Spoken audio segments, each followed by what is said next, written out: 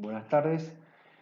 Bien, vamos a continuar en esta clase número 7, esta es la séptima clase y la última clase en relación al tratamiento de los delitos contra la propiedad. En esta ocasión vamos a dar desarrollo para culminar con esta temática, con estos tipos de delitos, del artículo 182 al 185 del Código Penal, y con ello finalizamos todo el título correspondiente al delito contra la propiedad.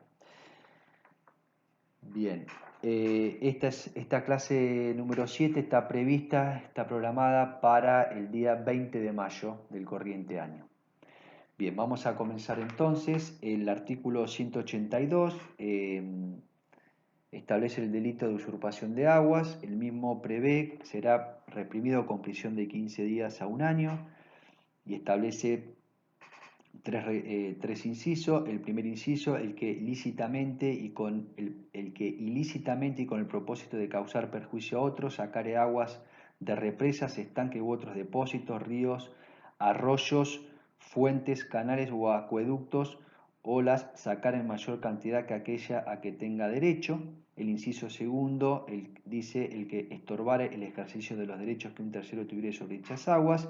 Y el inciso tercero, el que ilícitamente y con el propósito de causar perjuicio a otro, represare, desviare o detuviere las aguas de los ríos, arroyos, canales o fuentes, o usurpare un derecho cualquiera referente al curso de ellas.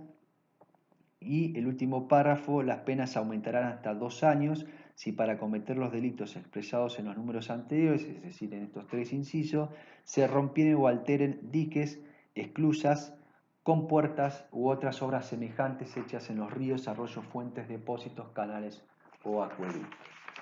Bien, cuestiones preliminares para dar tratamiento en este artículo. El objeto de protección legal es el agua, toda vez que se custodia su uso y goce pacífico en virtud del ejercicio de un derecho real, personal o de su simple posesión de buena fe, pero siempre y cuando la misma, por su volumen, sea considerada como un bien inmueble.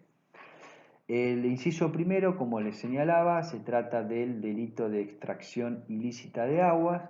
El agente responde penalmente por este delito cuando saca, esto es, extrae, sustrae, toma, se apodera agua de los sectores a que alude la norma de manera ilegítima para usarla o gozarla él o un tercero. Este comportamiento perjudicial lo materializa mediante la alteración de su curso, por ejemplo si es agua corriente, o por la instauración de uno nuevo, si se trata, por ejemplo, de agua estancada.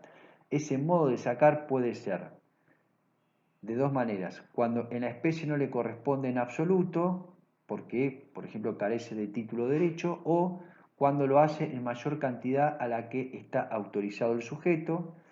Entonces, de esta manera el agua extraída puede ser de origen pluvial, fluvial o marítima. El inciso segundo habla del estorbo en el ejercicio de los derechos sobre el agua. Aquí el culpable lo que hace es estorbar el ejercicio del derecho que tiene otra persona sobre las aguas de represas, estanques u otros depósitos, ríos, arroyos, fuentes, canales o acueductos. Consecuentemente, la ilicitud radica en entorpecer o trabar ese ejercicio, no así el derecho que tiene la víctima sobre el uso del agua. El delito se asemeja al de la turbación de la posesión, por cuanto se traba o se dificulta tan solo el ejercicio referido. No hay sustracción ni desvío en este supuesto. Estorbar importa molestar, imposibilitar u obstaculizar el uso y goce de su derecho sobre el agua, por ejemplo, cuando se cierra una compuerta para que no riegue un determinado lapso de tiempo.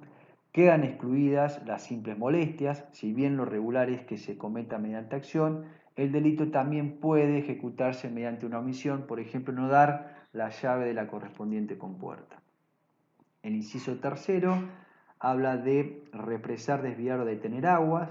El ilícito consiste en llevar a cabo las acciones que allí se prevén bajo un modo ilegítimo, esto es, sin derecho a realizarlo, esa es la ilegitimidad, y que se da sobre las aguas de los lugares a que alude la ley.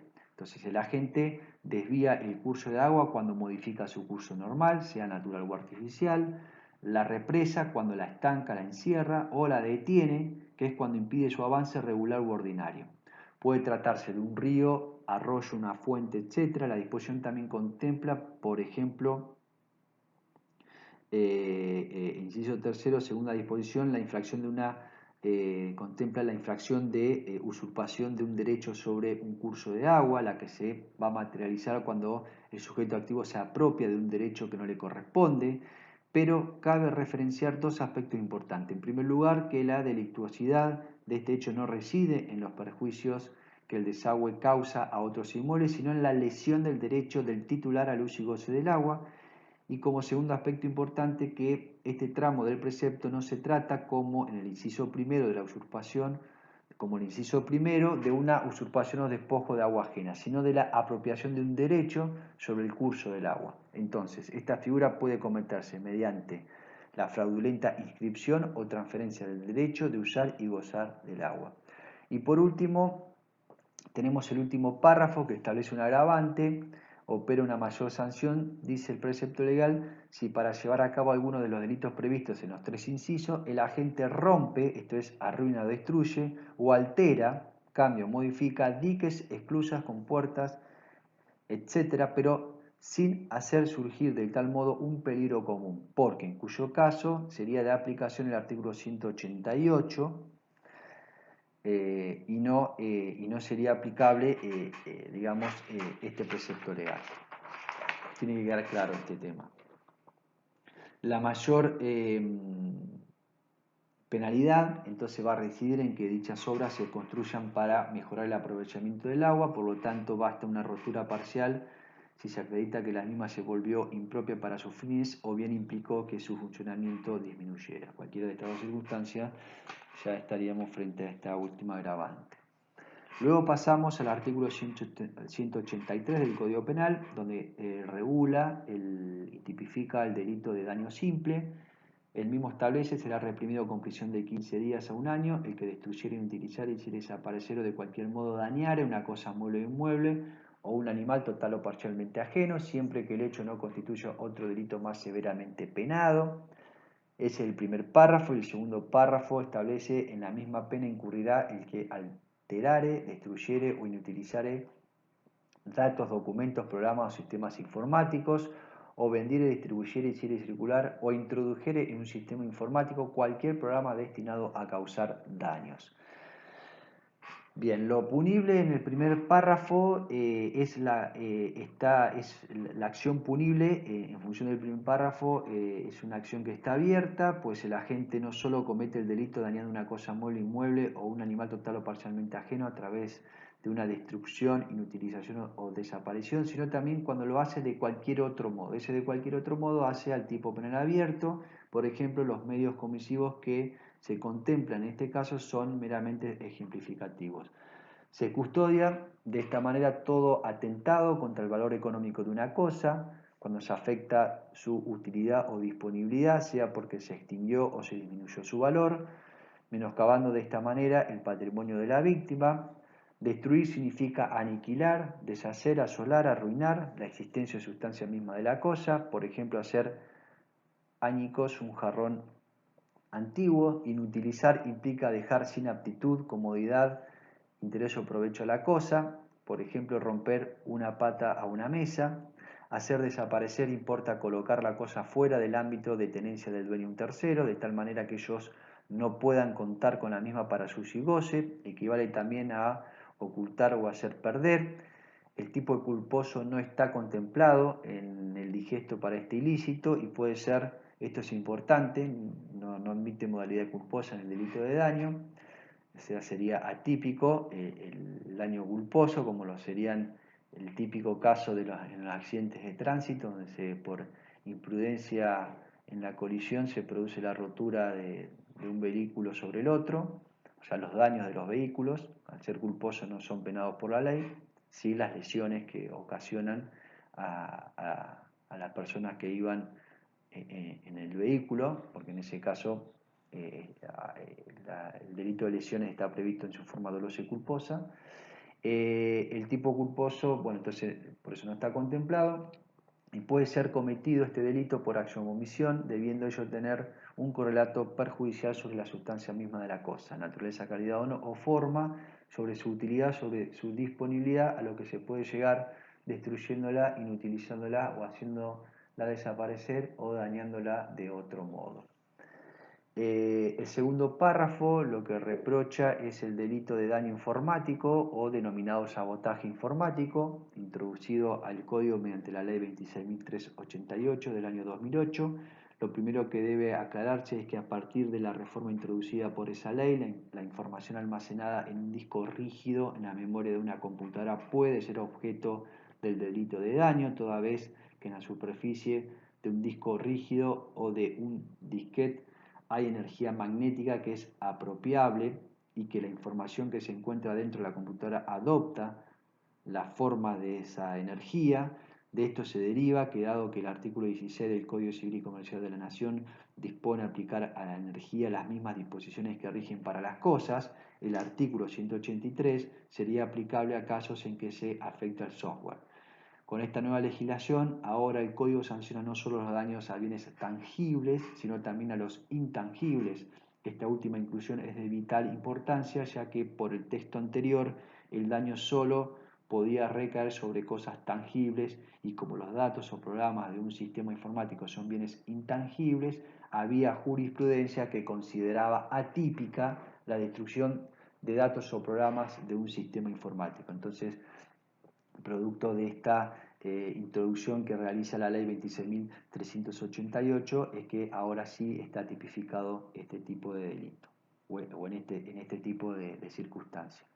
Dicho esto, entonces el delito consiste básicamente en alterar, destruir, inutilizar datos, documentos, dice la norma, programas o sistemas informáticos, comprendiendo también los daños causados por virus informáticos, ya que penaliza al que vendiere, distribuyere, hiciere circular e introdujere en un sistema informático cualquier programa destinado a causar daño, de modo que la acción de alterar incluida en el segundo párrafo debe ser entendida como la modificación que produce daño sin llegar a destruir o arruinar totalmente al sistema informático. Por lo tanto, los virus informáticos son programas que, introducidos en un equipo, se propagan a otro equipo por medio de programas o archivos a los que se adjunta, pudiendo producir variedad de daños, ya sea en el hardware o en el software, es decir, en la computadora, en la información o en los programas que ésta contenga. En lo que hace al primer tramo de la disposición, el ilícito consiste en la alteración o destrucción de programas o del sistema informático en general de un tercero. Incluso con esta ampliación normativa, la intangibilidad de una página web, supongamos de Internet, quedará también alcanzada por esta nueva cobertura legal. Ya con relación a la segunda parte de la figura, se dice que se vincula con aquellas actividades que se refieren al manejo y manipulación de virus informáticos que pueden destruir programas existentes en tales sistemas. Se sanciona tanto el acto de vender, distribuir, hacer circular e incluso introducir tales programas que conllevan aquella afectación. La modalidad del hacker destructivo es la contemplada por esta figura penal, aunque también el tipo se conforma con algo menos, como sería la acción de vender, distribuir o hacer circular tales programas aún antes de que ellos penetren en un sistema informático. Lo característico de todo esto es que no se requiere para su configuración de la producción de un daño, sino que por el contrario representa un delito de peligro y no de resultado. Se incrementan las actividades previas que pueden llegar a provocar la producción de un resultado lesivo para los sistemas informáticos. Esto último es importante. Bien, siguiendo con el desarrollo, el artículo 184 del Código Penal establece la figura de daños agravados, establece 6 tipos de modalidades de comisión de daños agravados. 184 establece la pena será de 3 meses a 4 años de prisión si mediare cualquiera de las siguientes circunstancias. 1. Ejecutase el hecho con el fin de impedir el libre ejercicio de la autoridad o en venganza de sus determinaciones. En segundo inciso, producir infección o contagio en aves u otros animales domésticos. Tercer inciso, emplear sustancias venenosas o corrosivas. Cuarto inciso, cometer el delito en despoblado y en banda. Quinto inciso, ejecutarlo en archivos, registros, bibliotecas, museos o en puentes, caminos, paseos u otros bienes de uso público, o en tumbas, signos conmemorativos, monumentos, estatuas, cuadros u otros objetos de arte colocados en edificios o lugares públicos, o en datos, documentos, programas o sistemas informáticos públicos. Y por último, en su inciso sexto, establece ejecutarlos en sistemas informáticos destinados a la prestación de servicios de salud, de comunicaciones, de provisión o transporte de energía, de medios de transporte u otros servicios públicos. Como verán, son varias las circunstancias que establece esta modalidad de agravamiento en el daño. El inciso primero, entonces el delito de daño se agrava por el fin con que el autor actúa al momento del hecho, toda vez que la norma contempla la frase con el objeto de impedir, con el objeto de impedir el libre ejercicio de la autoridad o en venganza de sus determinaciones. Esto es lo que hace al agravamiento del delito de daño. Estas circunstancias se materializan cuando se ejecuta la infracción para entorpecer la cristalización de comportamientos legítimos de parte de la autoridad pública.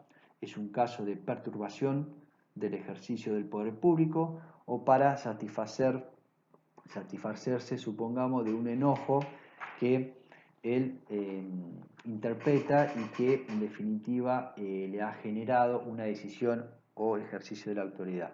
El daño acontece en revancha de una conducta adoptada por la autoridad. Eso sería este caso. Debe destacarse que para no crear o no caer en la confusión con las figuras previstas en los artículos 237 y 239, o en su caso en un problema concursal, debe estarse principalmente a la conexión final del daño con el ejercicio de la autoridad pública, o por su conexión impulsiva o causal con las determinaciones de ella. En el primer caso, el autor daña la cosa total o parcialmente ajena para obstaculizar la ejecución de los actos de ejercicio de la autoridad pública. En el segundo caso, el autor actúa impulsado por el deseo de tomarse satisfacción del agravio que considera le ha inferido una resolución o una actuación de parte de la autoridad pública.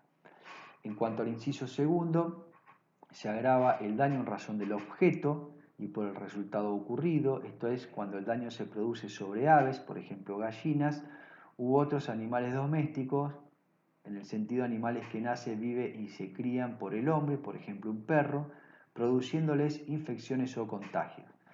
El medio agravante no es la transmisión de cualquier enfermedad a uno o varios animales total o parcialmente ajenos, nacidos y criados al lado de los hombres y alimentados y vigilados por ellos, sino solo la transmisión de una enfermedad capaz de producir por infección o contagio epizootias o epidemias.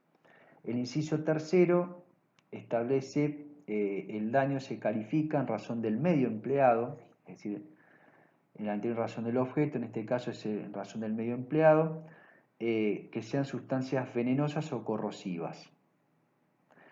El agravamiento atiende al peligro que implica el medio usado por el culpable para dañar animales o cosas total o parcialmente ajenos. Esta sería la razón del agravante. En su inciso cuarto, el daño se agrava por el lugar y modo de comisión, esto es cuando es llevado a cabo en despoblado y en banda. Esto igual que era que en el robo calificado por dicha modalidad, por lo que nos remitimos a los comentarios que he efectuado en aquella ocasión. El inciso quinto, el ilícito se califica en razón del objeto dañado, ya que el legislador ha pretendido para con tales cosas, ya sean de propiedad pública o privada, la existencia de un interés general en su conservación y uso generalizado. Comprende tres categorías de bienes, conforme lo establece el dispositivo penal. En primer lugar habla de archivos, registros, bibliotecas o museos, es decir, los archivos son la colección de documentos o papeles de importancia o interés, los registros son asientos que por reglas públicos de actos o antecedentes sobre determinados asuntos o materias. Las bibliotecas están constituidas por conjuntos o colecciones considerables de libros, revistas, periódicos o folletos existentes en un determinado lugar para el uso público o privado. Los museos, ubicados en lugares públicos o privados, son los sitios en donde se guardan objetos pertenecientes al patrimonio cultural universal, nacional o regional. El daño debe recaer en los objetos y no en el edificio donde estos se encuentran. Esto es importante. Es decir, el daño debe recaer en los objetos y no en el edificio donde estos se encuentren. El segundo término habla de bienes de uso público. Estos bienes son los que, siendo del Estado, son públicos o privados o de los particulares. Están entregados al uso y goce del público en general. Entonces reitero, estos bienes son los que, siendo del Estado, sea en su carácter de público o privado, o de los particulares, están entregados al uso y goce del público en general.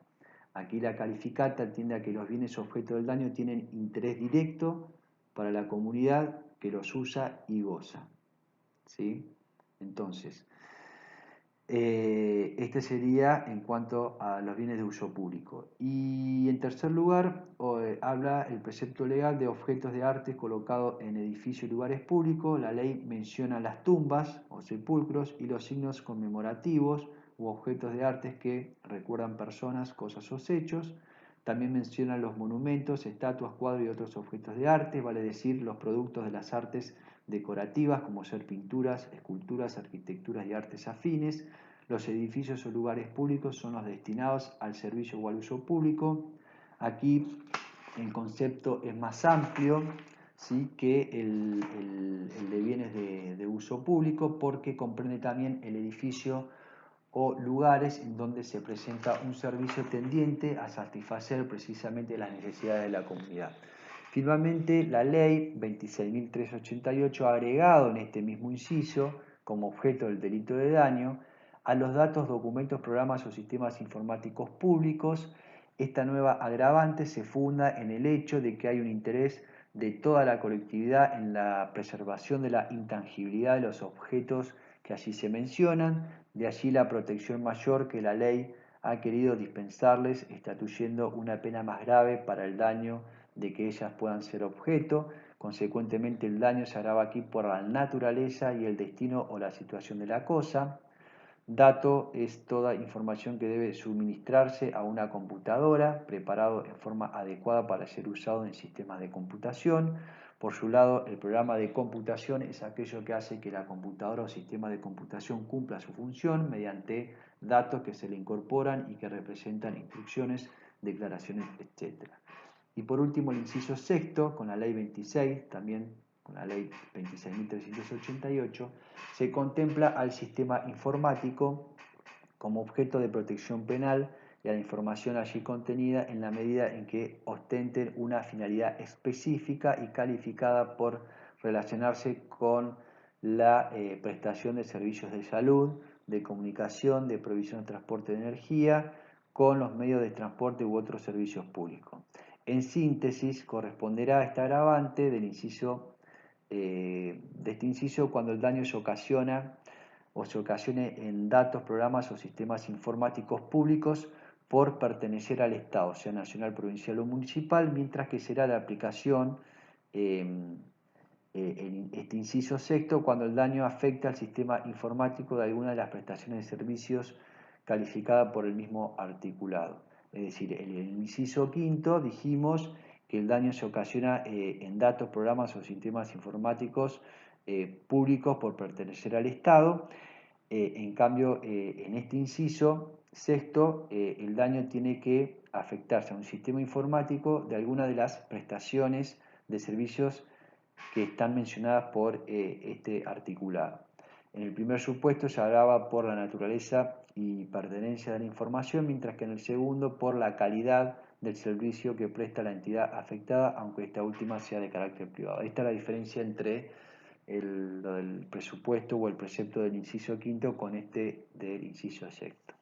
Y por último, para finalizar con esta clase número 7, y la última clase correspondiente a delitos contra la propiedad, vamos a hablar del artículo 185, que es un artículo que establece excusas absolutorias. El mismo establece están exentos de responsabilidad criminal sin perjuicio de la civil por los hurtos, defraudaciones o daños que recíprocamente se causaren, y enumera: 1. Los cónyuges ascendientes y descendientes y afines en línea recta. 2. El consorte viudo respecto de las cosas de las pertenencias de su difunto cónyuge mientras no hayan pasado a poder de otro. 3. Los hermanos y cuñados si viviesen juntos. Y por último dice las excepciones establecidas en el párrafo anterior no es aplicable a los extraños que participen del delito. Entonces, el legislador penal entiende que por razones de política criminal o de pacificación familiar, en los casos de hurtos, defraudaciones o daños que recíprocamente se causaren los sujetos que enumera taxativamente la disposición, los mismos van a estar exentos de responsabilidad penal. Esto significa que no se les aplicará pena alguna, aunque sí podrán responder desde el plano civil. En eso sí, por ejemplo, reparar los perjuicios ocasionados por su accionar. Y en razón de que el hecho sigue siendo típico, antijurídico y culpable, lo que no es punible, pero es una conducta típica, antijurídica y culpable. Quedan afuera entonces del beneficio otro tipo de delitos, patrimoniales o no, que no sean los que enuncia expresamente este precepto legal. ¿Sí? Es decir, estamos hablando de hurtos, defraudaciones o daños. Y un caso que me parece importante es que la ley 25.890, en función de que ha desplazado al delito de abigeato del capítulo del hurto, trasladándolo a un capítulo propio, es digamos el capítulo, el segundo bis, que es el cual hemos estado desarrollando, lo cual ha derivado, esta circunstancia, esta situación ha derivado en que el delito deje de constituir un hurto calificado para pasar a configurar un tipo autónomo con sus propias circunstancias agravantes y atipicidad, motivo por el cual entonces no estarían comprendidos dentro de estas excusas absolutorias. Las excusas absolutorias así consagradas se fundan en la prevalencia que el legislador ha otorgado al mantenimiento del vínculo familiar sobre el interés patrimonial que atacan los delitos enunciados. Algunos pensaron que su fundamento se hallaba en la comunidad familiar de bienes, pero esta tesis es rechazada por la doctrina actual a raíz de que la disposición se basa en función del parentesco, esto es por sanguinidad, matrimonio, afinidad, y los extraños que participan en el delito responderán normalmente desde el punto de vista penal. Si los esposos deben estar unidos en legítimo matrimonio, según la ley nacional o extranjera, pero reconocido como válida aquí, en nuestro país, no interesa que estén separados de hecho, pues la excusa solo se extingue con la disolución del matrimonio, por ejemplo, por causal de nulidad, muerte o divorcio, etc. En la norma no ingresa la concubina, contrariamente, sí entran los ascendientes y descendientes legítimos como ilegítimos, sin límites de grado y aunque no convivan, por cuanto lo que se tiene en consideración es el vínculo de sangre. La excusa se extiende al consorte viudo cuando cometa alguno de los delitos enunciados sobre objetos que han sido del cónyuge fallecido, ya se trate de bienes propios de este o gananciales, siempre y cuando el hecho se lleve a cabo cuando aún esos bienes no han entrado en la tenencia, cualquiera sea el título que la haya originado, de un tercero. Y por último, cuando el código pide que los hermanos, por ejemplo los hermanos de sangre, bilaterales o unilaterales, matrimoniales o extramatrimoniales, y cuñados, esto es con los límites en el segundo grado de consanguinidad o de afinidad, no comprende entonces a los concuñados ni a los hermanos por adopción, vivan juntos. Es decir, quiere decir que lo hagan habitualmente bajo un mismo techo y en una misma vivienda. Bien, hasta aquí entonces concluimos con esta séptima clase y última en relación a los delitos contra la propiedad. Muchas gracias.